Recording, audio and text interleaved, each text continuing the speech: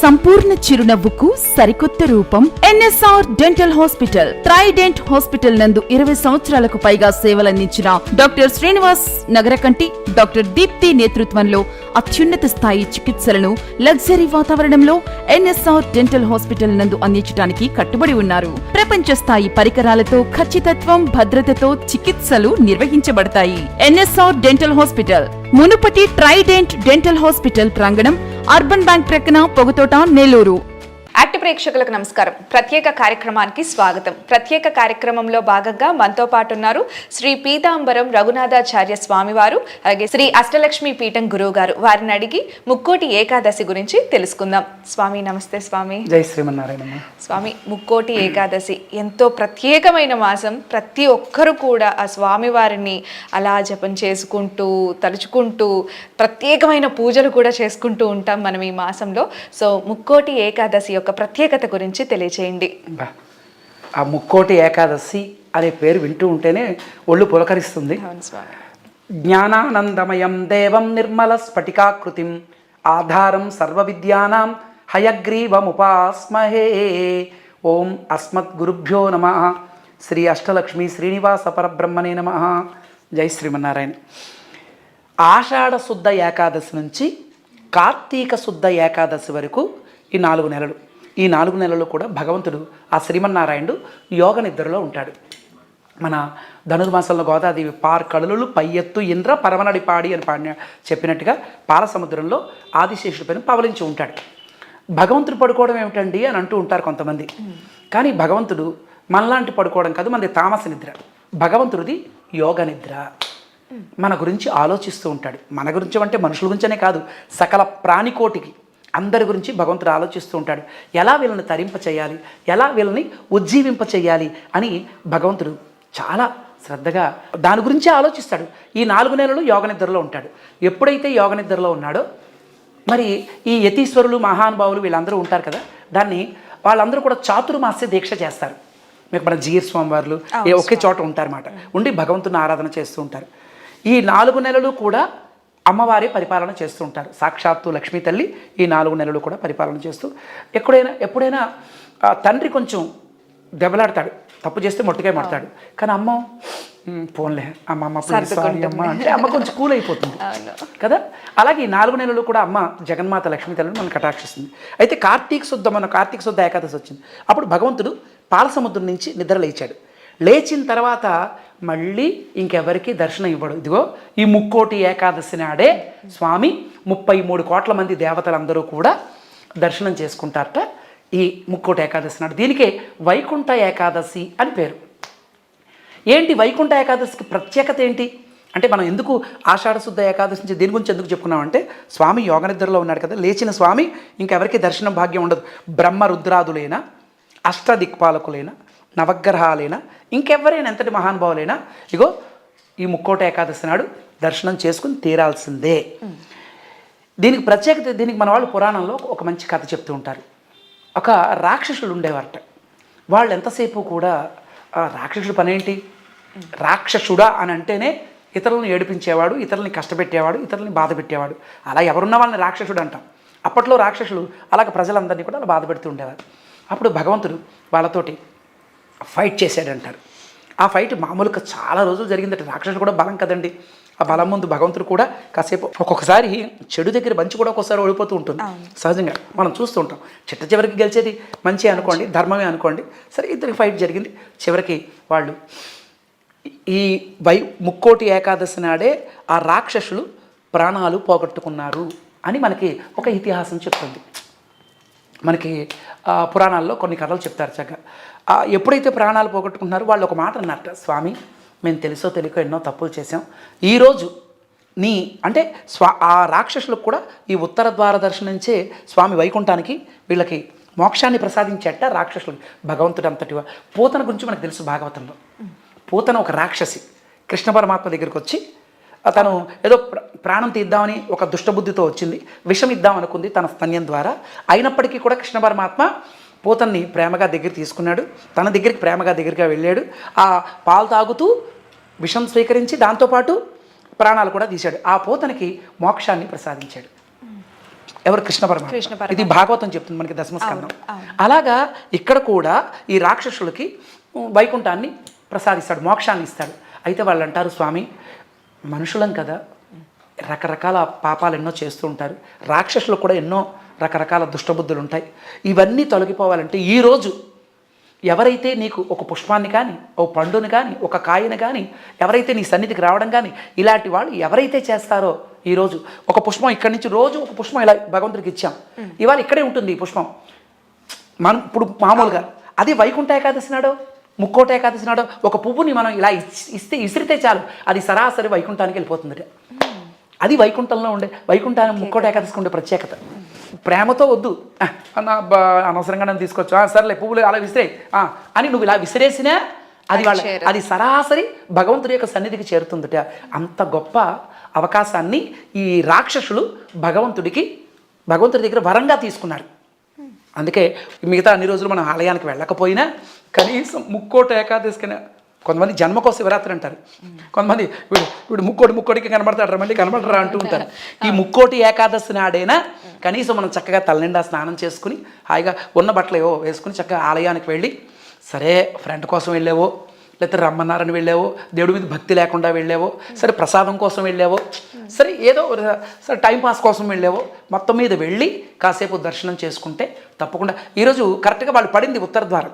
ఆ ఉత్తర ద్వారం మనకి స్వామి దర్శన భాగ్యం కలుగుతుంది. ముక్కోట ఏకాదశి అంటే సుప్రసిద్ధమైనటువంటి వైష్ణవ క్షేత్రాల్లో ముఖ్యంగా శ్రీరంగం. అబ్బాబ్బాబ్బా, తిరుమలకి శ్రీరంగానికి తేడా మీకు తెలుసు. మనకి తిరుమలని ఏమంటాం? కలియుగ వైకుంఠం అంటాం తిరుమలని. వెంకటాద్రి సంస్థానం బ్రహ్మాండే నాస్తికించిన వెంకటేశ సమోదేవో నభూత నభవిష్యతి అంటారు మన తిరుమల క్షేత్రాన్ని. ఇది కలియుగ వైకుంఠం. శ్రీరంగం భూలోక వైకుంఠం అంటారు. అబ్బా, 365 రోజులు అలా ఉత్సవాలు జరుగుతూనే ఉంటాయి.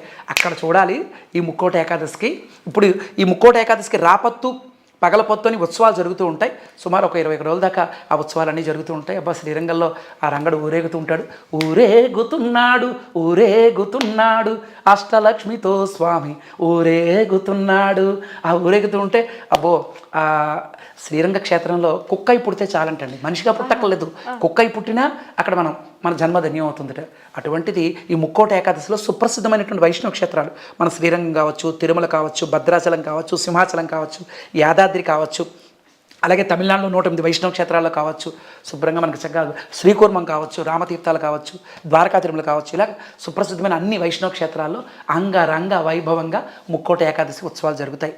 కనుక అటువంటి ముక్కోట ఏకాదశి భగవంతుడు మనకి ఇచ్చినటువంటి స్పెషల్ గిఫ్ట్ ఏంటంటే, తెలిసి కానీ తెలియక కానీ, కావాలని కానీ, లేకపోతే ఏదో యాదృచ్ఛికంగా కానీ ఒక పువ్వు ఇచ్చినా, ఒక దండం పెట్టినా, ఏం చేసినా భగవంతుడు వాటిని స్వయంగా స్వీకరించి మనకు మంచి శుభాలను కలిగిస్తాడు. అటువంటి గొప్ప ముక్కోట ఏకాదశి మనకి భగవంతుడు ఇచ్చిన వరం అది. ఇదే కాదు, మనకి అన్ని పండగలు వరమేనండి. అవును స్వామి. పండగలు మనకి ఎందుకు వచ్చాయి అంటే, కొంతమంది దండగా అంటూ ఉంటారు. ఆ మాటే తప్పు.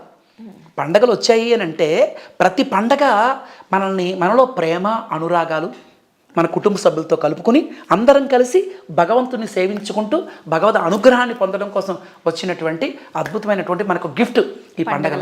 అందులో ముక్కోట ఏకాదశి.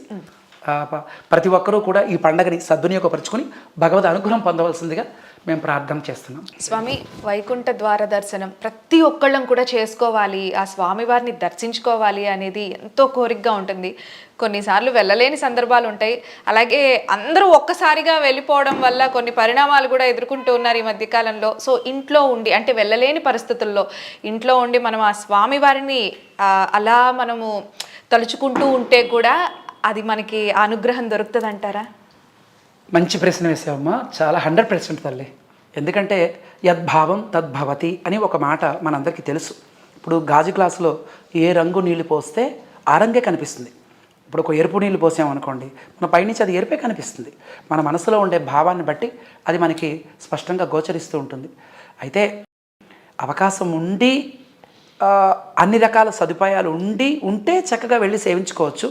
లేకపోతే అన్ని వేల మందిలో అన్ని లక్షల మందిలో అమ్మో మనం వెళ్ళగలమా, అసలే అందరికీ మోకాలు నొప్పులు వస్తాయి, అన్ని గంటల సేపు నిలబడలేకపోతున్నాం తండ్రి, నీ సన్నిధికి రాలేకపోతున్నాం అని చెప్పి మన ఇంట్లో కూడా చక్కగా ఉత్తరం ఎటైతే ఉందో ఆ ఉత్తరం దిక్కువైపు ఒక చిన్న పీట అది వేసుకుని ఆ చక్కగా స్వామివారి ఫోటో అది పెట్టుకుని మనం కూడా స్వామికి ఒక చిన్న తెరలా కట్టుకుని ఆ సమయంలో రండర్రా మనం ఉత్తర ద్వార దర్శనం అని చెప్పి రండి అని చెప్పి చక్కగా స్వామికి ప్రేమతో చేస్తే ఎంత పొంగిపోతాడో, ఎలా పొంగిపోతాడో తెలుసా. ఇంట్లో చంటి పిల్లాడు ఒక చిన్న పేపర్ పెన్ను తీసుకుని ఇలా వేస్తున్నాడు, ఏదో చిన్న ఏదో పిచ్చిగితర. తండ్రి అంటున్నాడు, ఏం చేస్తున్నావురా, నువ్వు చూడొద్దు ఉండి చెప్తాను అని వేస్తున్నాడు. ఒక 2 నిమిషాలు అలాగ చూపించినా అంటే ఒక్క నిమిషం ఆగన్నాడు, మళ్ళీ వేస్తున్నాడు, ప్లీజ్ చూపించరా అంటే అప్పుడు చూపించాడు. నాన్న బొమ్మ వేస్తున్నాడు వాడు చేసేవాడు పెద్ద ఆర్టిస్ట్ కాడు, కానీ తండ్రిని ఆ హెయిర్ స్టైలు ఆ చక్కగా నేత్రాలు ఇవన్నీ వేస్తున్నాడు. సరిగ్గా రాలే కానీ వేసే ప్రయత్నం చేస్తున్నాడు. అబ్బా మా బంగారు కొండ ఎంత బాగా వేశాడో అని చెప్పి ఆ పిల్లవాడిని హగ్ చేసుకుని ఒక ముద్దు పెట్టినట్టుగా తండ్రి పిల్లవాడిని, భగవంతుడు కూడా మనం కూడా ఎక్కడున్నప్పటికీ కూడా అది మనకు ప్రేమ ముఖ్యం. అబ్బా తన్నే రాలేకపోతున్నాను ఫీల్ ఉందే. ఇప్పుడు చిన్న ఎగ్జాంపుల్, అందరూ కలిసి మన అపార్ట్మెంట్లో ఉన్న వాళ్ళందరూ కలిసి తిరుమల వెళుతున్నారు. అందరూ వెళ్ళిపోయారు, ఈవిడ ఒక్కరితో వెళ్ళలేదు. ఈవిడ రోజు కళ్ళని నీళ్ళు పెట్టేసుకుంటుంది. అందరూ వెళ్ళారే, ఆపద మొక్కులు వాడా, వడ్డీ కాసులు వాడా, గోవిందా గోవిందా, 7 లోకాల వాడా, అనాథరక్షక ఆప్తబంధువు గోవిందా గోవిందా, అడుగడుగు దండాల వాడా గోవిందా అంటూ అందరూ ఈ పాటికి అప్పుడే తిరుమల అక్కడికి వెళ్ళిపోయారు. ఎక్కడికి? క్యూ కాంప్లెక్స్ని దాటారు, మాడవీధిలోంచి వెళ్ళారు, అక్కడి నుంచి గర్భగుడి దగ్గరకు వెళ్తున్నారు, జైవిజీలను దాటారు, లోపలికి వెళ్తున్నారు, స్వామిని సేవించుకుంటున్నారు. నేనేం పాపం చేస్తాను, వెళ్ళలేకపోయాను అని ఈవిడ ఇక్కడి నుంచే బాధపడుతూ ఉందే. వాళ్ళకేంటి, బాబు ఈ జనాల్లో అనవసరంగా వచ్చామరా బాబు, అసలు అయ్యో మనం ముందు వెనక్కి వెళ్ళిపోయి ఉంటే బాబు, ఊపిరి రావట్లేదు బాబు, ఎందుకు వచ్చామరా అని వాళ్ళు అనుకుంటున్నారు. ఈవిడేమనుకుంటుంది, ఇక్కడ వెళ్ళలేకపోయాను ఏడ్చేస్తుంది. మరి ఇద్దరిలో మార్కులు ఎవరికి ఎక్కువ వేస్తున్నాడు భగవంతుడు? ఇక్కడ ఇంట్లో ఉండి ఎంతో తపన పడిపోయింది అంటే వాళ్ళకి ఇవ్వవలసిన మార్కులు వాళ్ళకి ఇవ్వాల్సిన పుణ్యం ఇస్తాడు, ఇవ్వడానికి కాదు, కానీ ఈవిడికి ఎక్కువ ఇచ్చాడు. కనుక భావం ముఖ్యం. తప్పకుండా మనకి ఆలయాలకే వెళ్ళక్కర్లేదు, మన ఇంట్లో ఉన్నటువంటి చిన్న ఫోటో ఉంటుంది కదా. మన చిన్నజీయర్ స్వామి వారు వారి 69వ తిరునక్షత్ర మహోత్సవ వేడుకల్లో చెప్పిన మాట ఏంటంటే, తిరుమల గర్భగుడిలో ఉండే భగవంతుడు ఎంత గొప్పవాడో మన ఇంట్లో ఉండేటటువంటి చిన్న కృష్ణుడు కానీ చిన్న వెంకటేశ్వర స్వామి కానీ విగ్రహం మనం మార్కెట్లో కొనుక్కున్నాం, అంతే కొనుక్కొని పెట్టుకుని పూజ చేసుకుంటున్నాం, ఆ స్వామి కూడా అంత గొప్పవాడే. అక్కడున్నవాడే గొప్పవాడు, ఇక్కడున్నవాడు ఏమీ కాదు అనేటువంటి భావన పెట్టుకోకండి. మన ఇంట్లో ఉన్న చిన్న కన్నయ్య కూడా అంత గొప్పవాడే అంటారు. కాబట్టి మన ఇంట్లో ఉండి కూడా హాయిగా ముక్కోటి ఉత్సవాలు చేసుకోవచ్చు. ప్రత్యేక కార్యక్రమంలో ఇప్పుడు ఒక చిన్న విరామం. స్వామి, అలాగే కొన్ని ధర్మ సందేహాలు ఉన్నాయి స్వామి, అలాగేనమ్మా, అవి కూడా దయచేసి తెలియచేయండి. స్వామి, తులసి చెట్టు అనేది అందరూ పెట్టుకోవచ్చా, లేదనంటే చాలామంది చెప్తూ ఉంటారు, మా అత్తగారి కాలం నాటి నుంచి మాకు తులసి చెట్టు లేదు, మేము పెట్టుకోము, ఇలా చెప్తూ ఉంటారు. సో ఇది ఏమంటారు మీరు, అంటే ప్రతి ఒక్కరు పెట్టుకోవచ్చు అంటారా? దీన్ని మన వాళ్ళు, మన పెద్దలు, మన పండితులు, మహానుభావులు అందరూ కూడా ఖండిస్తారమ్మా. అసలు ఆ ఆలోచనే తప్పమ్మా. ఇప్పుడు మీ అత్తగారికి వాళ్ళ పెద్ద అత్తగారికి కూడా ఏంటిది ఆ తులసి కోట పెట్టుకున్నారు, ఎప్పుడో పెట్టుకున్నారు, ఇప్పుడు కాలు జారి పడిపోయింది. ఆ తులసమ్మే తోసేసిందని అనుకుంటూ ఉంటారు కొంతమంది. అంటే కొంతమందికి బ్యాడ్ ఇంప్రెషన్స్ అలా ఉంటాయమ్మా, అది కరెక్ట్ కాదు. అలా అయితే వాళ్ళ అత్తగారికి ఈ పెద్ద పెద్ద టీవీలు పెట్టుకోవడం అలవాటు ఉందేంటి? మరి పెట్టుకోవట్లే. తులసమ్మ అంటే తులసమ్మ ఎక్కడుంటే అక్కడ 33 కోట్ల మంది దేవతలు ఉంటారు. తులసమ్మ మనకి, మీరు తమిళనాడు వెళ్తే తులసమ్మని ఇంటి ఆడపడుచుగా చూస్తారు. ఎక్కడికి వెళ్ళినా ముందు తులసమ్మకి నమస్కారం చేసుకుని తులసమ్మతో చెప్పి వెళ్తారు. తులసమ్మ అంటే సాక్షాత్తు లక్ష్మీదేవి. రుక్మిణీదేవి కూడా ఆ తులసి దళాలతోటి స్వామిని తూగాడు కదా. అందుకే మన వాళ్ళు తులసి దళాలతో తొలతూ చూదామంటే శ్రీ రుక్మిణి నేను కానురా కృష్ణ, అంత భక్తి నాకు లేదురా. తులసమ్మ వెరీ వెరీ ఇంపార్టెంట్ అమ్మా. కాబట్టి అచ్చిరాదు బుచ్చిరాదు ఇలాంటి మాటలకి గుడ్ బై కొట్టి అందరూ చక్కగా మంచి రోజు చూసుకుని తులసమ్మని ఇంట్లో అందరూ పెట్టుకుంటే అందరికీ అనేక శుభాలు కలుగుతాయి. పైగా స్నానం చేసిన తర్వాత ఆడవాళ్ళు కానీ మగవాళ్ళు కానీ పిల్లలు కానీ పెద్దవాళ్ళు కానీ సూర్య భగవానుడికి నమస్కారం చేసుకుని ఒక గ్లాస్ నీళ్ళు తీసుకుని చక్కగా తులసి కోటలో అర్ఘ్యం సమర్పిస్తే మంచి ఆరోగ్యము కలుగుతుంది, తులసమ్మ అనుగ్రహం కూడా పరిపూర్ణంగా కలుగుతుంది. కాబట్టి ఇంకా మాకు అచ్చిరాదు అలాంటి మాటలొద్దు, ప్రతి ఒక్కరూ తులసిని పెట్టుకోవాలి, పెట్టుకుని తీరాలి. మన సనాతన వైదిక సంప్రదాయంలో నుదుట బొట్టు ఎంత ఇంపార్టెంటో, ఆడవాళ్ళకి మంగళసూత్రాలు మెడలో ఎంత ఇంపార్టెంటో, బ్రాహ్మణోత్తముడికి యజ్ఞోపవీతం ఎంత ఇంపార్టెంటో మన ఇంట్లో కూడా తులసి అంత ఇంపార్టెంట్. గోశాల ఒకప్పుడు గోవులు కూడా ఉండేవి, గోవు ఎంత ఇంపార్టెంటో అలాగే తులసమ్మ కూడా అంత ఇంపార్టెంట్. హాయిగా పెట్టుకోండి, అనేక శుభాలు పొందుతాం. స్వామి, అలాగే ఉపవాసం ప్రతి ఒక్కరు కూడా అంటే ఈ ప్రత్యేకమైన రోజుల్లో ఉపవాసం ఉంటుంటారు. సో ఉపవాసం అనేది ఎలా చేయాలి? కొంతమంది కటిక ఉపవాసం కూడా ఉంటారు కదా, ఇది సరి అయిన పద్ధతేనా? అసలు ఉపవాసం అంటే ఏంటి, దాన్ని ఎలా చేయాలంటారు? ఉపవాసం అనేది మన సనాతన వైదిక సంప్రదాయంలో ఒక మాట చెప్తారు. ఉప అంటే దగ్గరగా, వాసము అంటే చేర్చేది. ఎక్కడికి దగ్గరగా చేర్చేది? భగవంతుడికి దగ్గరగా చేర్చేది. బలవంతంగా మన ఇంద్రియాలన్నీ కట్టేసుకుని ఇవాళ గారెలు చేసావా, నేను ఉపవాసం బాబోయ్ రేపైతే బాగుండేది, ఇవాళ చేసావు అనవసరంగా అంటే వీడి మనసంతా గారెల మీద పోతుంది. వీడు ఉపవాసం చేస్తూ ఉంటాడు. బలవంతంగా చేసేది కాదు ఉపవాసం. రెండోది భగవంతుడి మీద ప్రేమతో చేసేది. ఒక్కొక్కసారి తల్లి అమ్మ నాకు సైకిల్ కొంటావా కొనవా అని అడుగుతాడు. నేను కొనంటుంది. అయితే నేను భోంచేది పో అని పిల్లాడు అలుగుతాడు. పిల్లాడు అలిగితే అమ్మ ఏం చేస్తుంది?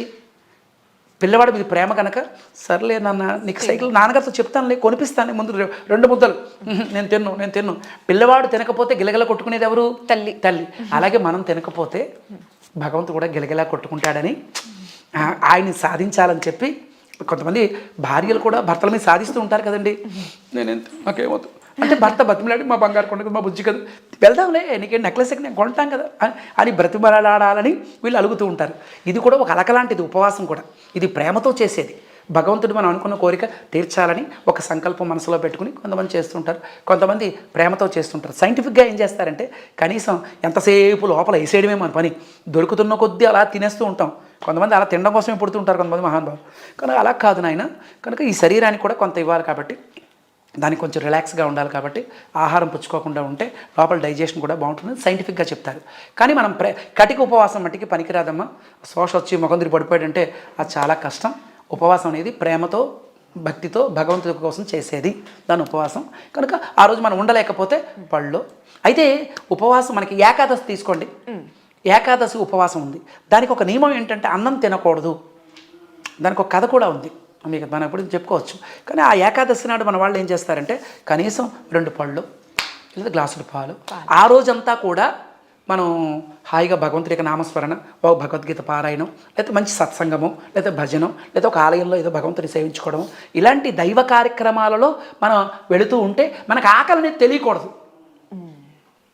ఆకలి అనేది ఇప్పుడు పిల్లవాడు క్రికెట్ ఆడుతూ ఉంటాడు, ఎండలో ఆడుతూ ఉంటాడు, ఒరే భోజనానికి రారా అన్నాం అనుకోండి, ఇప్పుడు రాని తర్వాత వస్తానులే, ఇప్పుడు నాది బ్యాటింగ్, నెక్స్ట్ బ్యాటింగ్ నాదే అని ఆడుతూనే ఉంటాడు.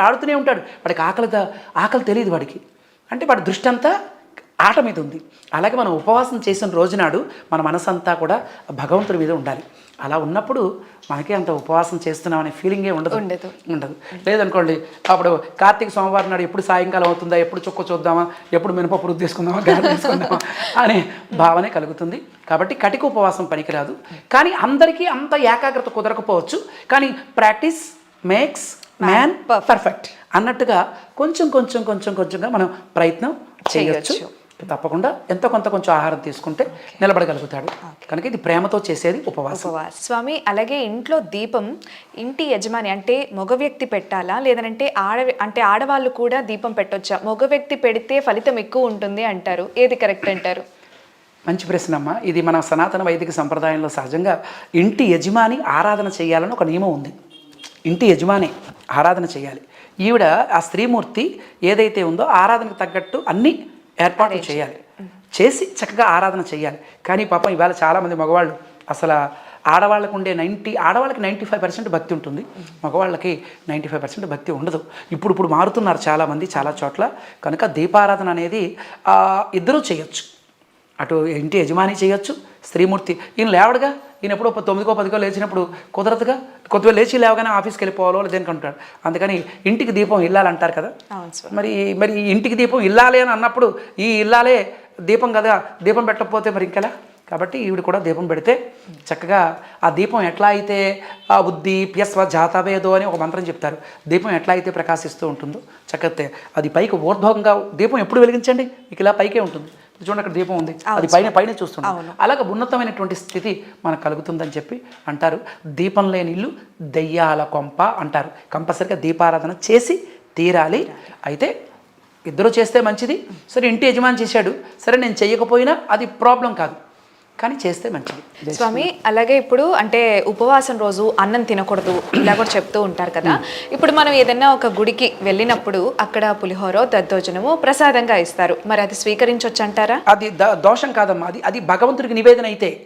కొన్ని చోట్ల నివేదనలు అవ్వవు. అది సహజంగా చాలా చోట్ల ఏం చేస్తారంటే అన్నదానం అంటూ ఉంటారు, ఆలయంలో పెడుతూనే ఉంటారు, అక్కడ వండేది ఉండదు. ఆ వండేది గర్భగుడిలోకి స్వామికి నివేదన కావదు కాబట్టి బయట ఏదో వీళ్ళేదో పెట్టేస్తూ ఉంటారు. అప్పుడు మనం నమస్కారం పెట్టి స్వామి అంత మాత్రాన చీ అని అనం, నమస్కారం పెట్టి నాకు ఒక నియమం ఉందండి, ఈ నియమం ప్రకారం నేను ఉంటాను అనిదా భావించకండి, నమస్కారం పెట్టండి, ఆ స్వామికి దాసోహం పెట్టండి, అంతే. అప్పుడు తీసుకోకూడదు. అది నిజంగా నివేదన అయితే మట్టికి తప్పకుండా అక్కడ అప్పుడు ఉపవాస దీక్ష అనేది పాడవదు. ఆ స్వామి అది మరి ఇంత తీసుకోము, కనీసం ఇంతైనా కళ్ళకద్దుకుని తండ్రి ఇది నీ ప్రసాదం, ఇది పుచ్చుకోవడం నా భాగ్యం అని చెప్పి తీసుకుంటాం. అసలు ప్రసాదం తీసుకోవడం ఎందుకు? ఇది తీసుకోవడం వల్ల లోపల మనకు ఉండేటటువంటి కాలుష్యాలు కొన్ని క్లియర్ అవుతాయి. అందుకని మనం భగవంతుడికి నివేదన చేసిన ప్రసాదం తీసుకుంటాం. మంచి మనస్సు ఏర్పడుతుంది, మంచి ఆలోచనలు వస్తాయి. నాన్న పెరుమాళ్ దేవుడి దగ్గర తీర్థం పుచ్చుకో. తీర్థం ఎందుకు పుచ్చుకోవాలి? ఆ శాలిగ్రామ పెరుమాళకి అభిషేకం చేస్తారు కదా, ఆ తీర్థం తీసుకోవడం వల్ల కూడా మన లోపల ఉండేటటువంటి కామయేష, క్రోధయేష, రజోగుణ సముద్భవ అని భగవద్గీతలో చెప్పినట్టుగా కొన్ని మనలో ఉండే మైనస్ గుణాలు ఉంటాయి కదా, అవి క్లియర్ అయిపోతూ ఉంటాయి.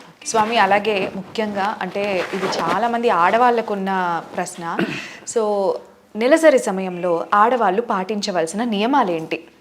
ఇది ప్రకృతి ఇచ్చింది కదమ్మా, దీన్ని ఎవరు కూడా మన చేతిలో ఏం లేదు కాబట్టి అది వాళ్ళు పాటించే తీరాలి. ఆ పాటించే నియమాలు ఏంటంటే కొంతమంది అయితే మన పెద్దలు ఏం చెప్పారంటే కొంతమంది 3 రోజులు చేస్తారమ్మా మెన్సస్ టైంలో. ఆ 3 రోజులు కూడా పక్కన ఉండమంటారు, ఇళ్ళంతా కలపొద్దంటారు, దేవుడి దగ్గరికి రావద్దంటారు. అలా చేయడం వల్ల కూడా ఇల్లు ఎత్తిరలు, ఇది మటుకు శాస్త్రంలో ఉందమ్మా ఈ మాట. కొంతమంది అన్నీ కలిపేసుకుంటూ ఉంటారు కదా, కాబట్టి అప్పట్లో అయితే ఉమ్మడి కుటుంబాలు ఉండేవి. అత్తగారు, పెద్దగారు, చిన్నత్తగారు వీళ్ళందరూ అక్క చెల్లెలందరూ ఉండేవారు. కాబట్టి ఈవిడ ఎక్కడైనా పక్కన కూర్చునేది, ఎవరిని ముట్టుకోకుండా ఉండేది. అలా ఆవిడకి సాగేది. ఇప్పుడు పాపం ఇంట్లో కుదరలు ఈవిడ ఒక్కరితే ఉంటుంది కదా ఎక్కువగా, కాబట్టి భర్త ఏమో వచ్చేసరికి అది వండి పెట్టాలి. సరే అటువంటి సమయంలో ఇంకా దేవుడి దగ్గరికి వెళ్లకుండా తెరది వేసేసి చక్కగా పక్కనే.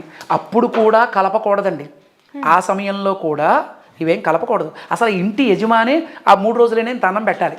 ఎవరికి? భార్యకి. బుద్ధిమంతుడు అయితే పెడతాడు, నువ్వు అక్కడ కూర్చో చక్కగా చేసి పెడతానని చెప్పి వెరైటీస్ చేసి గబగా పెడతాడు. లేదా అంటే ఇప్పుడు అన్ని చోట్ల వస్తాయి కదమ్మా, ఫోన్ కొడితే చాలా వచ్చేస్తాయి, పిజ్జాలు గిజాలు ఏవో రకరకాలు వస్తాయి, తినేస్తున్నారు. ఎక్కడ తినకపోతే ఏమో నేను నిష్టగా ఉన్నాను, నేను బయట ఎక్కడ తీసుకోనండి అని అంటే పర్వాలేదు, కానీ ఆ 3 రోజులు వాళ్ళ దూరంగా ఉంటారు. 4వ రోజు స్నానం అయిపోతే ఇంట్లోకి వచ్చినా ఇంట్లో తిరగచ్చు, కానీ అప్పుడు కూడా 4వ రోజు దేవుణ్ణి ముట్టుకోరు. అప్పుడు 4వ రోజు దీపారాధన చెయ్యరు. 5వ రోజు చక్కగా మళ్ళీ స్నానం చేసుకుని అప్పుడు అమ్మవారి దగ్గర దీపారాధన చేసుకుని 5వ రోజు నుంచి వాళ్ళ కార్యక్రమాలు చేసుకుంటూ వెళ్ళొచ్చు. థ్యాంక్ యూ స్వామి, థ్యాంక్ యూ సో మచ్. ఈరోజు అంటే చాలా మందికి ఉన్న ధర్మ సందేహాలు ఇవన్నీ కూడా మీరు నివృత్తి చేశారు. థ్యాంక్ యూ సో మచ్ స్వామి. అలాగే ముక్కోటి ఏకాదశి కూడా ఎంతో చక్కగా తెలియజేశారు. Thank you. సంతోషం. మన యాక్ట్ ప్రేక్షకులందరికీ కూడా భగవంతుడు ఈ ధనుర్మాస వ్రత మహోత్సవ సందర్భంగా అందరికీ కూడా ఆ గోదా రంగనాథుల కరుణా కటాక్షం పరిపూర్ణంగా ఉండాలని, మన ఛానల్ మరింత వృద్ధిలోకి రావాలని భగవంతుని ప్రార్థన చేస్తూ, సో ఇంతటి మంచి అవకాశాన్ని మాకు ఇచ్చినందుకు మేము కూడా ఆ కృష్ణ పరమాత్మకి, ఆ గోదా రంగనాథులకి దాసోహాలు సమర్పించుకుంటూ మీ అందరికీ అమ్మవారి మంగళాశాసనాలు. జై శ్రీమన్నారాయణ. ఇది వాటి ప్రత్యేక కార్యక్రమం. మరో ప్రత్యేక కార్యక్రమంతో మళ్ళీ కలుద్దాం. అంతవరకు సెలవు. నమస్కారం.